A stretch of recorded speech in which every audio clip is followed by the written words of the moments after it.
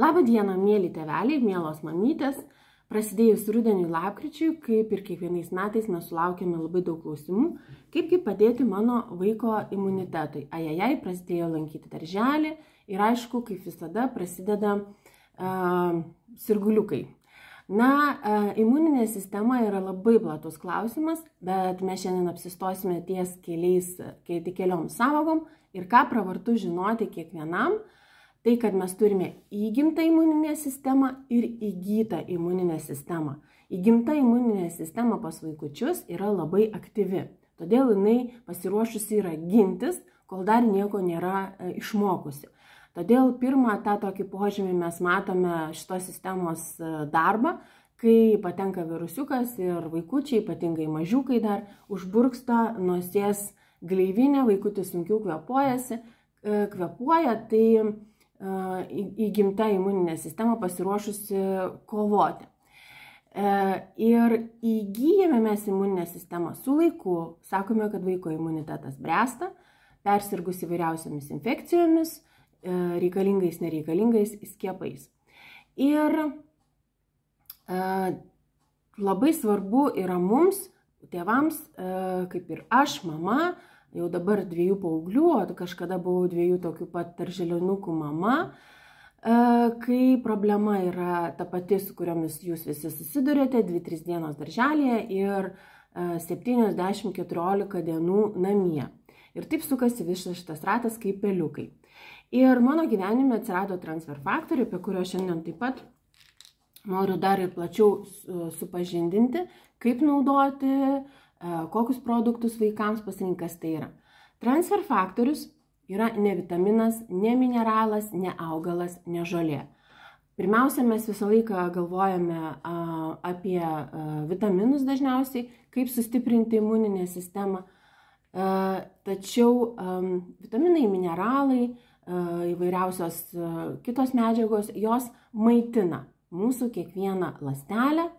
Tačiau tą kiekvieną ląstelę, kuri yra bronchuose, plaučiuose, kvėpavimo takuose, nosytėje, burnytėje, akyje ar dar kitur, saugo imuninės sistemos ląstelės. Ir jos turi žinoti, ar tai yra sveika imuniteto ląstelė, ar užkrėsta imuniteto ląstelė, ar jai gresia pavojus, ar artėja mikroorganizmas, ar ją reikia pašalinti. Ir tuom rūpinasi, kad turėtų šitą imuninę patirtį, tokie imuninės sistemos peptidai transfer faktoriai. Mes juos savo organizme turime ir yra toksai gamtos mechanizmas, kad iš mūsų kraujo, iš bet kokio žinduolio kraujo, prieš gimdymą transfer faktoriai yra sudedami į priešpenį ir kiaušinio trynį ir tokiu būdu naujagimis yra apsaugomas nuo infekcijų. Tai aukštųjų technologijų dėka mes galime išsigryninti ir pasiskolinti tai, kaip padarė For Life transfer faktoriai. Mano rankose yra transfer faktorius klasikinis, kuris gali būti naudojamas nuo lėliuko, ir transfer faktor trifaktor, kurį mes vadiname Norton antivirus programa. Jame yra dalis klasikinio ir 3 frakcija iš kiaušinio trynio, kuri leidžia mūsų imuninės sistemos ląstelės greitai susikoordinuoti. Ir mes kalbame šiandien apie vaikučius, kurie, darželį, tarkim, lanko. Tai pirmasis produktas yra transfer faktor klasikinis, kuris yra kapsulėse, bet jį galima imti iš kapsulių, suberti tiesiai į burnytę, iš šaukštelių su vandenuku, sultimis ar ant maistelių. Ir po 1-2 kapsulytės, einant į darželį, grįžus iš darželio, o jau kai mes jaučiame simptomus, slaugyti ar fonas yra virusinis klasėje, darželėje, mūsų darbuose, žinome, kad mes dalinamės virusais. Taip? Tai pirmasis produktas, tada pradedam duoti didesniam dozėm, mes vėliau pasidalinam, kaip tai naudoti, jūsų kiekvienu asmenišku poreikiu, kad žinotumėte, bet tai yra tokios bendros rekomendacijos, padinam dozę 2-3-4 kartus, jeigu yra ir temperatūra.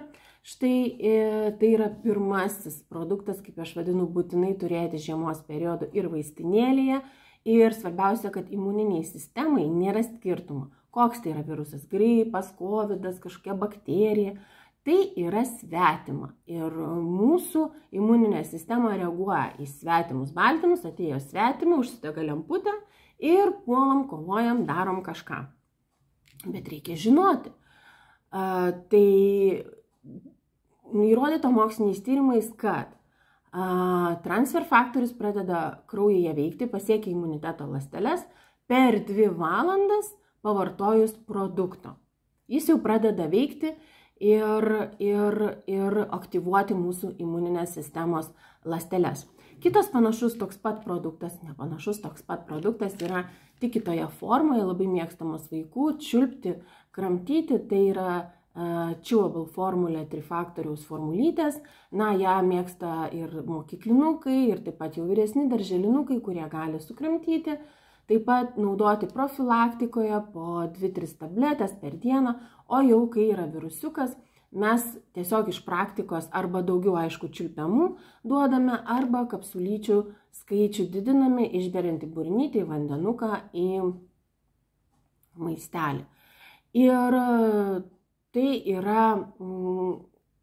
yra vadinami imuniniai peptidai, kurie yra saugus ir nėščiosiom moterims ir bet kokio amžiaus vaikui, ypatingai taip pat klasikas gali būti nuo leliuko naudojamas, kai dabar yra tokie orai, tai kažkas turi broliukus, sesučius, gimusių, tai taip pat galima suberti, sulašinti naujagimiui leliukui į burnytę.